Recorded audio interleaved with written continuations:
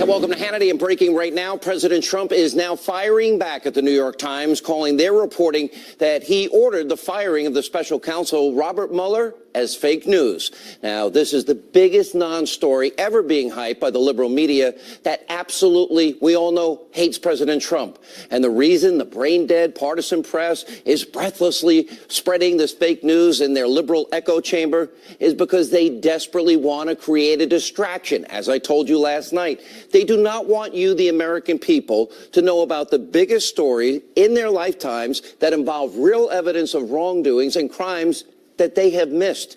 It's been a huge week of revelations about corruptions at the highest levels of the FBI and the DOJ. And tonight we have even more new text messages we will share with you from the Trump-bashing FBI lovers, Peter Strzok and Lisa Page. And all of this will prove that we've been on the right course. Now, also, Fox News is learning that the classified memo, the one we've been talking about, released the memo detailing major FISA abuses against the Trump campaign. That will be released likely midweek, next week. And also tonight, a stunning report that Hillary Clinton actually protected a senior advisor on her 2008 presidential campaign that was accused of sexually harassing a young staffer. But first, a lot to get to. We start with tonight's Friday breaking news opening monologue. Glad you're with us. All right, all you members of this Trump-hating media, we know you're watching. Well, let's start with a little news flash for you. President Trump did not, let me repeat, did not fire the special counsel, Robert Mueller. So all of you rigid, radical, left-wing ideologues, you need to take a collective deep breath or a Xanax or a drink, whatever works better.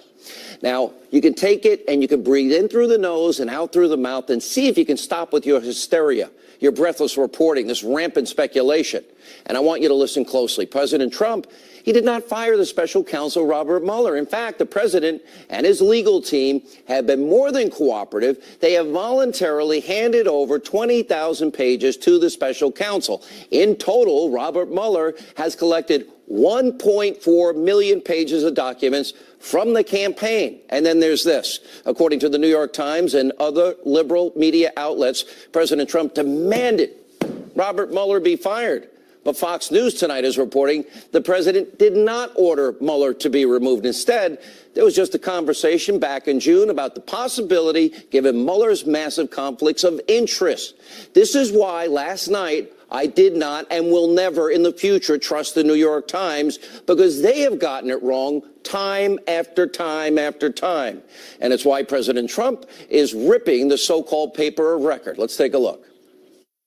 Did you fire Robert Mueller? Did you want to fire Robert Mueller? Fake news, folks. Fake news. What's your message today? Typical New York Times fake stories. See, facts, truth, we've been telling you for a long time, it doesn't matter to the liberal mainstream media. And it's why last night when the New York Times posted their story, about 10 minutes till showtime for this show, the media goes into a frenzy. They're foaming at the mouth. They completely lost it. It's funny on the one hand, but sad because journalism's dead. Watch this. The President of the United States tried to fire the independent counsel, Robert Mueller III. Does that rise to the level of an impeachable offense? There's always been a question of whether or not Donald Trump is simply ignorant or whether he's corrupt. I think the more information we get, you start to lean toward corrupt. Of all things, Donald Trump, through his first year in office, has done everything possible to undermine, obstruct, demean, and halt this legitimate investigation. It adds to the mounting evidence that there is a serious obstruction case here. I don't know how this movie ends, but there was a lot of bloodshed in The Godfather, and this is going to be a rough year. It is so pathetically predictable from the news media. You know what? They never waste an opportunity to smear this president, peddle fake news. They don't care any longer about the truth. That's sad. Now, their singular goal is to damage, destroy President Trump. You can see it hour in, hour out, day in, day out, minute by minute. It's why the media has been getting caught in the wrong countless times, so-called major news stories. Let's give you a few examples just from last year. Remember fake news, CNN, the old network? Well, they falsely reported that Donald Trump Jr. received an email by WikiLeaks in advance of their release of the DNC emails and other documents. Well, it turned out that fake news, CNN, well, they got the date of the email totally wrong. It came one day after WikiLeaks made the DNC documents public. Remember ABC's Brian Ross, spectacularly wrong when he reported, the former National Security Advisor, General Michael Flynn, that he was going to testify that President Trump ordered him during the campaign to contact Russian officials. Well, that fake news actually tanked the stock market, and Ross then had to issue a correction saying, oh, it happened during the transition, which means he was talking to a future counterpart. A huge difference. Now, Ross was suspended and is now banned from even covering President Trump. I can think of a lot of other people that should be banned as well. Now, we also have a totally dishonest Washington Post reporter. This is David Weigel. Now, he posts a picture from President Trump's recent rally showing that little tiny itsy-bitsy crowd. And the caption reads, packed to the rafters. Here's the problem. That picture is deceptive because it was taken before most people had gotten in there. And Weigel later apologized and deleted the tweet. Whoopsie daisy. Well, that's your media at its finest, at work. And by the way, those are only a few of the many examples of epic fake news screw-ups and anonymous sourcing, of course. It's why the New York Times, they report about Robert Mueller, and the media is over the top. The sky is falling down. Hysteria, coverage, breathless coverage. Well, it's not surprising. For over a year, they have been pushing conspiracy theories. They have been chasing ghosts about Trump-Russia collusion, and we still have no evidence. Now, meanwhile, the media has been completely oblivious to the biggest stories. It's right there of their lifetime. Now, from what we've seen, it's shaping up to be the biggest scandal in American history, and they have missed the boat. Now, this is going to make Watergate look like an afterthought, and only a fraction of the information has yet to come out. We have been uncovering and reporting night after night on massive, severe constitutional abuses that were committed by top-ranking Obama, DOJ, FBI officials against the Trump campaign. New evidence is also showing that the Clinton email investigation was a total sham. It was rigged. The fix was in. And tonight, we have new text messages from corrupt, Trump-bashing FBI lovers Peter Strzok and Lisa Page. In a new exchange, it appears the couple was leaking information about the Clinton email investigation to the media. Look at the date, just before the election, October 28th, 2016, after news broke that the FBI found Uma Abedin's emails on creepy Anthony Weiner's laptop computer. Lisa Page writes, well, still on with Devlin. Politico is saying that's now Washington Post reporter Devlin Barrett. And Page finishes, Mike's phone is on fire. Strzok responds, it's on the news. Then adds, you may want to tell Devlin he should turn on CNN. There's news going on. And Strzok also says, sorry. And then Page replies, he knows, he just got handed a note. And Strzok says, ha, he's asking about it now. And Page answers, yeah, it was pretty funny. Coming now. Now, minutes after those texts are sent, Devlin Barrett then writes on Twitter, sources are telling him that emails on Weiner's computer might not be new, and instead were just copies of Clinton emails that the FBI has already looked at. Now, we reached out to the reporter, and he told us, no comment. Shocking. So we have what looks like leaks from Page and Strzok, and there's so many more, 50,000 total. This is only the tip of the iceberg. Let's go back to February 25th, 2016. Look at this. Page messaging her boyfriend Strzok. One more thing. She might be our next president. The last thing you need is us going in there loaded for bear. You think she's going to remember or care that it was more DOJ than FBI? And Strzok replies, agreed. So in February, Strzok and Page are actually saying they're worried about actually investigating Clinton because she might end up being mad at them and may want revenge if she wins because they think she's going to win, and they're trying to help her. Then just months later, in May, remember, it was James Comey and Strzok and other key FBI officials. They started writing Clinton's exoneration statement. This is months before interviewing her and 17 other key witnesses. When do you write an exoneration before an investigation? Now, this is where they changed the language, remember, from the legal standard. Gross negligence is a crime. They take that out. They put in extreme carelessness. Means the same thing, but legally a very big distinction. Well, that means they give Clinton a get-out-of-jail-free card. Then they also altered language about foreign actors likely hacking Clinton's server. That puts people's lives at risk.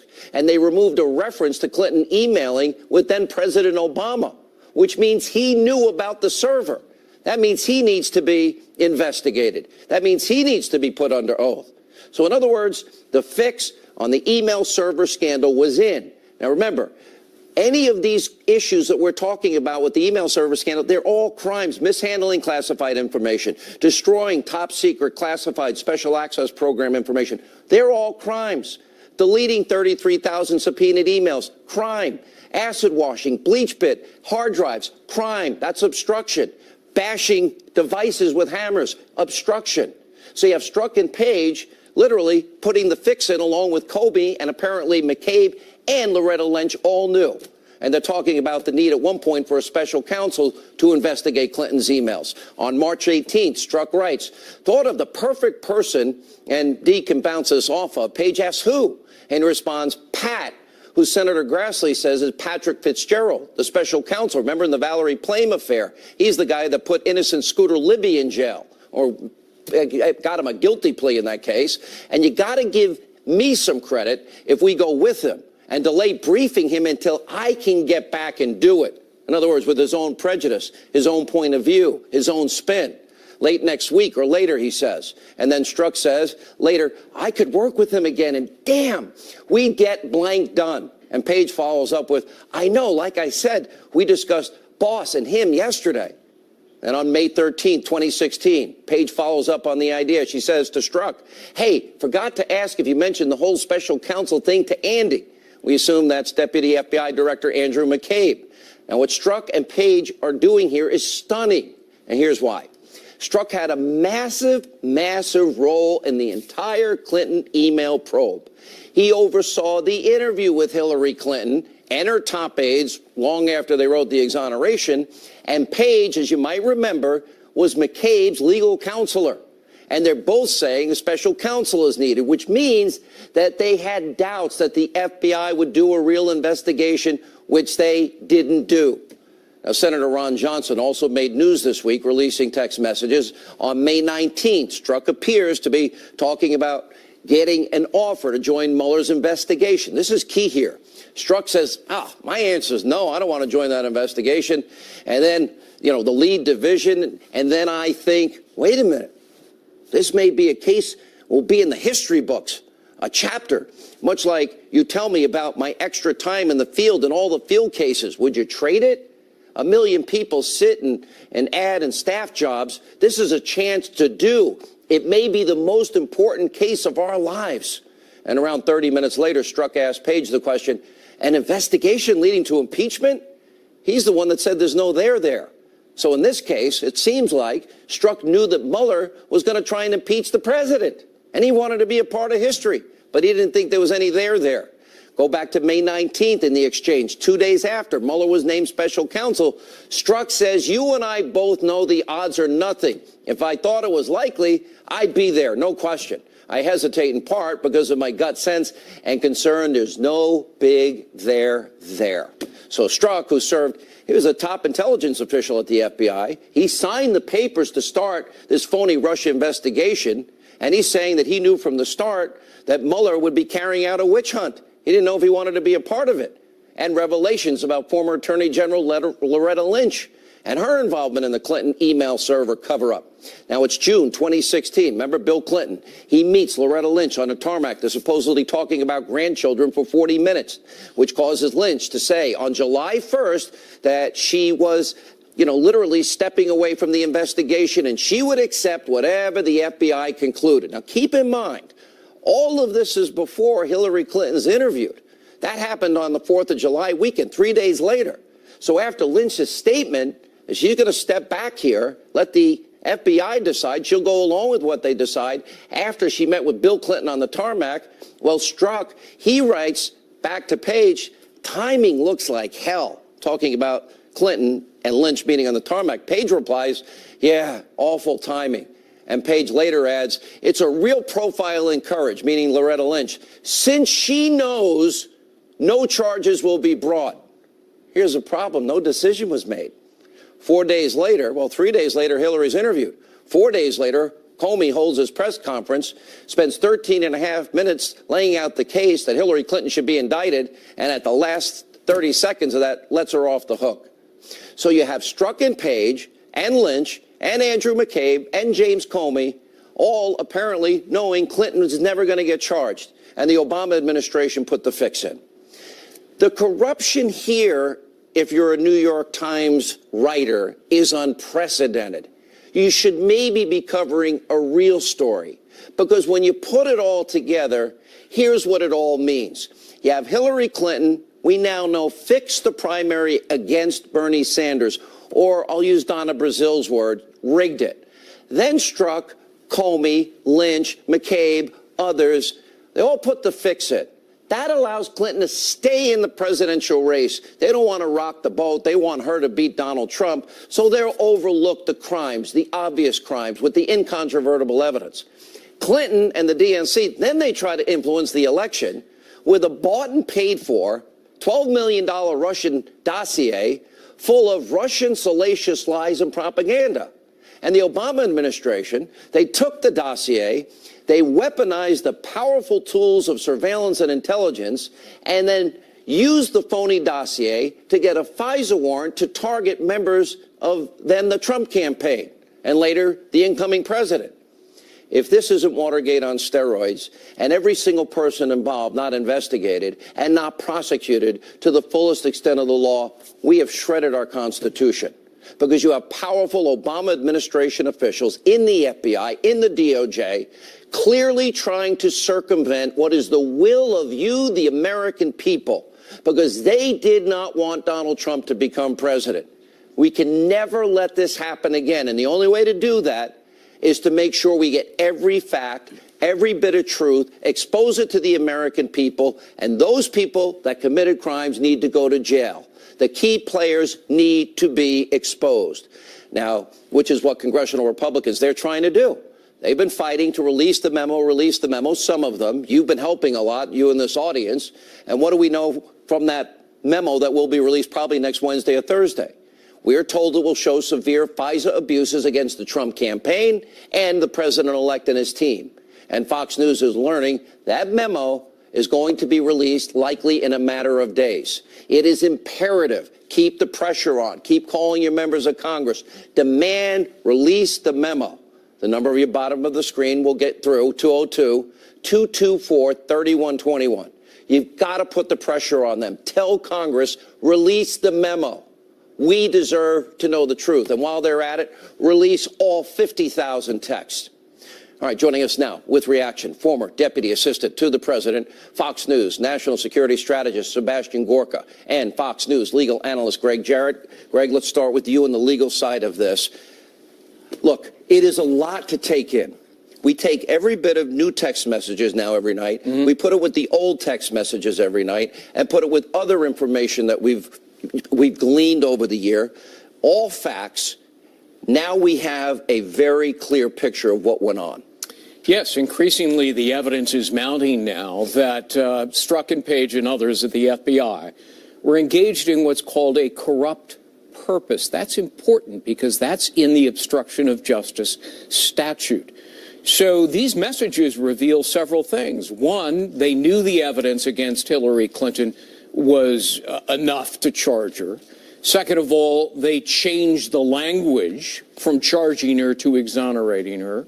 And third, they did it for political reasons because they wanted her to be president. They thought she would be president. They didn't want to anger or alienate her. Did Comey, Strzok, Page, McCabe, and Loretta Lynch, who all knew ahead of time, no charge? That's not a real investigation. You don't write exoneration before investigation. All right. Did they obstruct justice? Oh, absolutely. If they did it for a political reason, I think the evidence demonstrates that they did. For any reason? Thank goodness for electronic technology, because this is the smoking gun evidence of their motivations, and motivations is how you prove obstruction of justice. Sebastian Gorka, you were in the White House during a lot of this time. I'm sure it took a lot of energy, time, attention away from governing the country. Maybe that was the goal of some people. The president still had a great year. But when you see the level, the use of FISA courts, the weaponry of intelligence, when you see people at the highest levels doing this, to me it's chilling as somebody that believes in the rule of law, equal justice under the law, and the U.S. Constitution. It is truly chilling, Sean, as the child of parents who escaped a communist dictatorship where the police was used for political purposes. Now that I'm a proud American, I never thought I'd see the day where the vaunted FBI, people inside that agency, senior management individuals, would be openly talking about giving special treatment to an individual they wanted to become president. We were in the White House. I was secure that there was no issue. The president told me they will find nothing because there was no collusion. We've been accused of obstruction of justice, of conspiring with the Russians. Not one piece of evidence. And what do we know today? We now know that inside Obama's FBI, there was a conspiracy to pervert the course of justice. One woman who had committed felonies. It's not a question, as Greg has said. You mishandle classified information, you have committed a felony. That individual was treated with kid gloves, given a pass, and then we know the FBI gives money to steal. Let's talk about the media. And you're right in every point, and so is Greg. What about the media? They'll go with an anonymous source about a story that never came to fruition about Donald Trump. You know, in the case of Donald Trump, he's asking if there's conflicts. They say no, he doesn't fire. And they make that big news. With all this evidence, go ahead. Let's put this into context. We are talking, your team, you and your team have been doing the heavy lifting every night in your monologues. And one day that data will be used in a court of law to prosecute these people. I am sure of it. But what's the media doing in the meantime? When they're not colluding with these people inside the Obama administration, as those text messages demonstrate, what are they doing? Just a week ago, they're asking the vice admiral, the rear admiral, who is the president's surgeon, whether he's still drinking Diet Coke every day. This is the biggest scandal in modern American history, and the media either ignores it or is complicit, and that's the outrage. All right. If President Trump is saying, does Robert Mueller have a conflict and doesn't fire him, how is that a story? It's a legitimate concern. And again, under the obstruction... A legitimate concern of the president. Yes. If the special counsel has a conflict. And for the nation, for goodness sakes. I've written about it ad nauseum. You know, journalists have been howling for the last 24 hours. This is obstruction of justice by the president. Those reporters don't know anything about the law.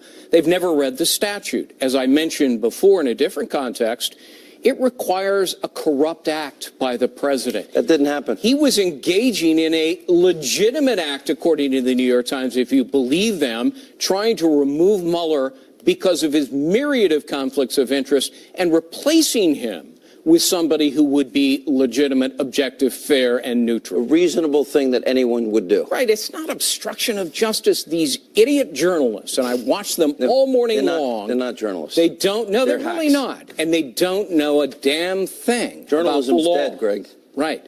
Right, all they have to do is look it up. It takes a nanosecond, for God's sake. They're sheep. They follow each other in the little echo comprehend chamber. If they read it. Thank you both. And coming up, Newt Gingrich, he sounds off on the so-called huge New York Times exclusive report where nothing happened. Straight ahead.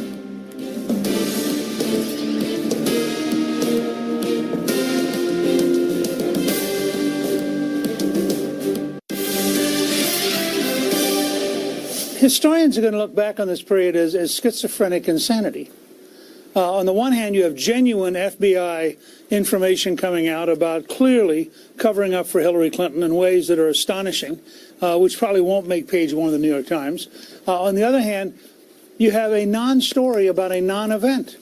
I mean, if the president didn't actually fire Mueller, even if the president got really angry and said, gee, I'd love to fire Mueller, there was no event there. Now, the idea that the president somehow is culpable of not liking Mueller and that is somehow going to be, you know, an obstruction of justice, it tells you how desperate the left is getting. Former Speaker of the House, Newt Gingrich, calling out the schizophrenic insanity surrounding the treatment of President Trump. Joining us now with more reaction from Judicial Watch, Tom Fitton, and Fox News contributor Sarah Carter. Sarah, you know, a non-story about a non-event. I think that pretty much sums up the media hysteria yesterday. But what they missed yesterday was what you were reporting and we were reporting, and that is just how abusively biased Strzok and Page were, and how many people were in the loop knowing that the fix was in as it relates to doing a real investigation into Hillary Clinton before they interviewed her. Exonerations before any investigation. So, you know, that's got to be frustrating as you have been unpeeling every layer of this onion. Well, it's very frustrating, Sean, because what we see is leaks come out.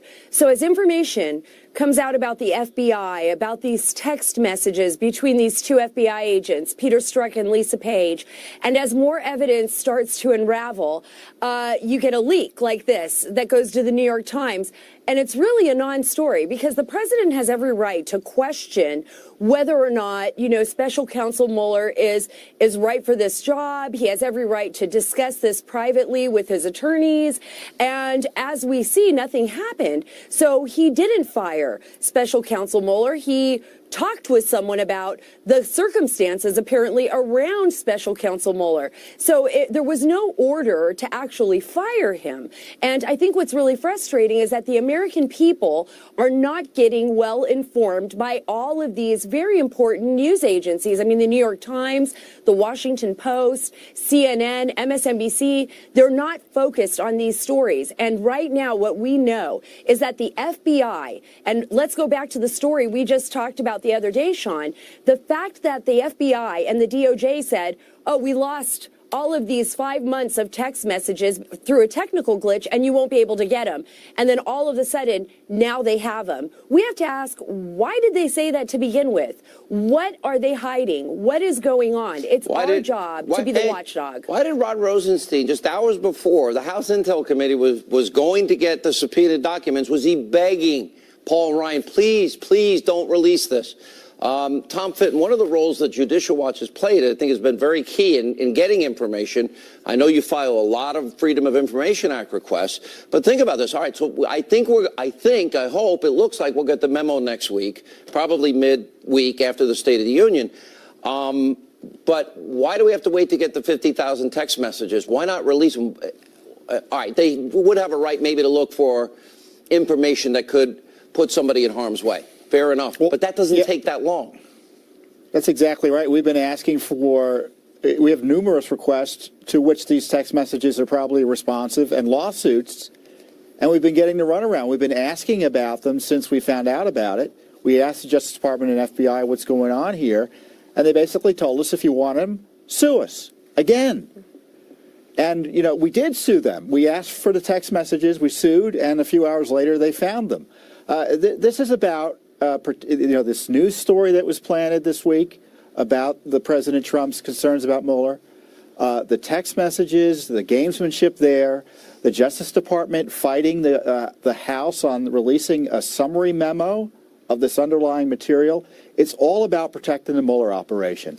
And what I think the headline is in the New York Times and Washington Post is, Mueller has conflicts that have been unaddressed. He, for instance, is investigating the firing of Comey, the very job opening for which he interviewed.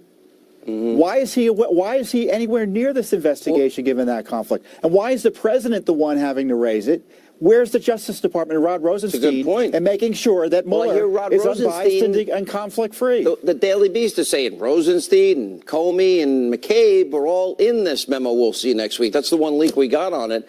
All right, Sarah, you and I have discussed next week's a big news week. Even the memo is only a small portion of what's coming out in this case.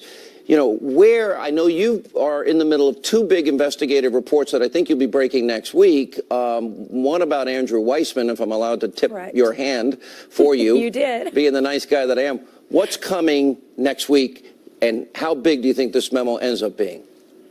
Well, first, it is true. I think, you know, we need to focus on the members of the special counsel. And Andrew Weissman, Sean, has come up over and over again. And he's very important because he's a central part of the investigation. So I do have something coming out next week with regard to Andrew Weissman.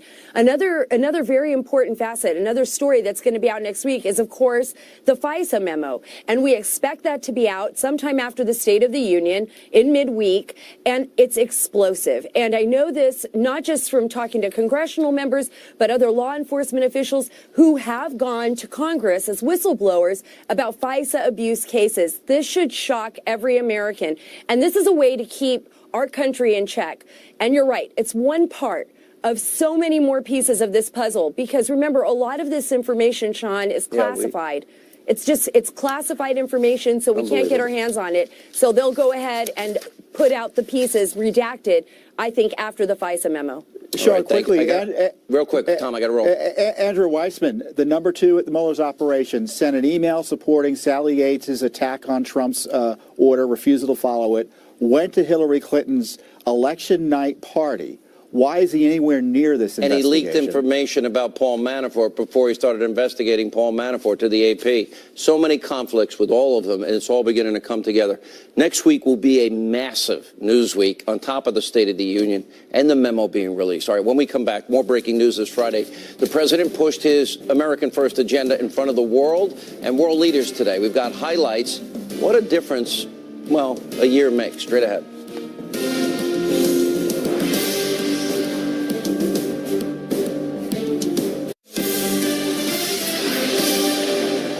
Since my election, we've created 2.4 million jobs. Small business optimism is at an all-time high. New unemployment claims are near the lowest we've seen in almost half a century. I'm here to deliver a simple message. There has never been a better time to hire, to build, to invest, and to grow in the United States. We've just enacted the most significant tax cuts and reform in American history. As President of the United States, I will always put America first, just like the leaders of other countries should put their country first also. But America first does not mean America alone. When the United States grows, so does the world. That was the president earlier today in front of world leaders in Switzerland, touting his administration's economic accomplishments and pushing his America First agenda. After his big speech, the president tweeted back, out, quote, headed back from a very exciting 2 days in Davos in Switzerland. My speech on America's economic revival was well received. Many of the people I met will be investing in the USA. The president's right. European CEOs praised his giant tax cuts, and many of them said, in fact, they will or they have made huge investments in the U.S. That means more good jobs for the forgotten men and women in this country. And meanwhile, here at home, a heated battle over immigration reform is now ramping up. The president released his framework for immigration reform today. It includes $25 billion for the border wall system in exchange for a pathway to citizenship for DACA-eligible individuals. And, of course, Democrats are already attacking it. Listen to what crazy Nancy Pelosi had to say about the president's proposals. Let me just say what I said last night. That plan is a campaign to make America white again. They want the ransom for these children to be $25 billion for a wall when we have all the needs that we have for infrastructure in our own country. Chucky Schumer also rejecting it and prompting President Trump to tweet, DACA has been made increasingly difficult by the fact that crying Chuck Schumer took such a beating over the shutdown that he's unable to act on immigration. Here with reaction, the #1 show on the Fox Business Network, Lou Dobbs is back with us. Good to see you, my friend. Great to see you, Sean. Listen, I want the wall. Okay. Okay. Democrats don't want the wall and they don't want DACA because that's what they want to run on in 2018. And Lindsey Graham and people like Jeff Snowflake are helping the Democrats. Am I right or wrong? Well, you're right. There's just one problem. Schumer's going to be there. The Democrats are going to be there. They're going to lie through their teeth, just like they did since Ronald Reagan in 1986 with the first amnesty. By the way, it's not a border wall anymore. Didn't you see the flash out of the White House? It's a border wall system, and well, we're going to apparently build ramparts around the ports of entry, too. And it's not a wall. It's not a wall, Sean. It's a trust fund. Don't you feel better about that? No, I don't. But because I nothing else. I trust Chuck Schumer and the Dems. No, listen. There's no deal for the president at all unless he gets the money. He's the one proposing if he gets the money. This isn't no, Schumer's deal. No, I've talked to the president. This is what he told me. He said that the border agents prefer a see-through wall, that it will be built along, hang on. With a light veneer and a little chiffon on the side. No, it's going to say Trump in gold letters. I don't know. But it should be a big, beautiful wall with those big, beautiful doors. Just like he described. But it could be but see-through is fine. The border agents say they want that. That's great. But they're not testing that with the commandos, so I don't know where we're going with that. No. What I do know is that the forgotten man and woman you're talking about and the president campaigned for a year and a half are still forgotten when it comes to amnesty, So when it what comes does the to president do? wall. Here's where we are. 100 House Republicans campaigned for years, repeal, replace. They had no intention, we learned last year. Hang on. 7 Senate Democrats, 2015, vote for clean repeal, and when it matters in 2017, they wouldn't do it. Say, we have Lindsey Graham, Jeff Snowflake, and other Republicans that have no intention. They want amnesty. So here's your trade-off. Do you pick the wall if you can eliminate chain migration and the visa lottery? Oh, you mean like under the 4 pillars from the Trump administration? Okay, I'm asking, or do you want nothing? Oh, right now, you've got nothing, brother. I'm asking, if you had a choice, are you being difficult to me? I'm your friend. You are my friend, but I'm your friend. Okay. And you're being difficult with me, suggesting that this is some proposal from the Democrats. This is a hypothetical I just gave you. Proposal. If the president could get the wall and end to chain migration and the visa lottery, would you accept what the Democrats are demanding, or is that a bad deal? That's my question. Well, first of all, I don't know what they're demanding, because the only demanding deal DACA on legalization. Yes, well, that was for 800,000, was it? No, it's 3.6. Oh, it's 3.6. But the president said 1.8. Because right now, Donald Trump has tripled Barack Obama's 800,000. So you're mad at the president? I'm not mad at the president in any way. He's doing great things. So He's had the most outstanding year. What should he do? He should do what he's done on the economy. He should do what he's done on the military. Hold the ground. On law enforcement. He should make sure that every damn thing he's promised comes to pass, and he will go into history Here's my take. Forever. Tell me if you agree with this. If the Republicans don't build 200 or 300 miles of wall by November, it will hurt them significantly in November. True or false? Well, it's false, because they couldn't even screen out erosion. So they are gonna break another promise, as usual. Are you kidding? I'm not. I'm asking. What do you think? I don't know what to think, because you know the answer to this. But the Democrats are the problem. The left is the problem. And the so deep are liberal state Republicans. Oh. Huge Rhinos? problem. Did you mention Graham and Flake? I can't remember. Yes, I did. All right. Boy, you are on fire.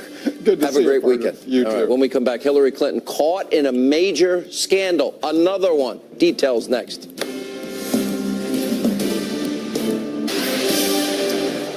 So Hillary Clinton, she claimed for decades to be the champion of women, but according to a brand new report, during her 2008 presidential campaign, she allegedly intervened to keep Burns Strider, a senior advisor on her campaign, from being fired after accusations arose that he repeatedly sexually harassed a subordinate.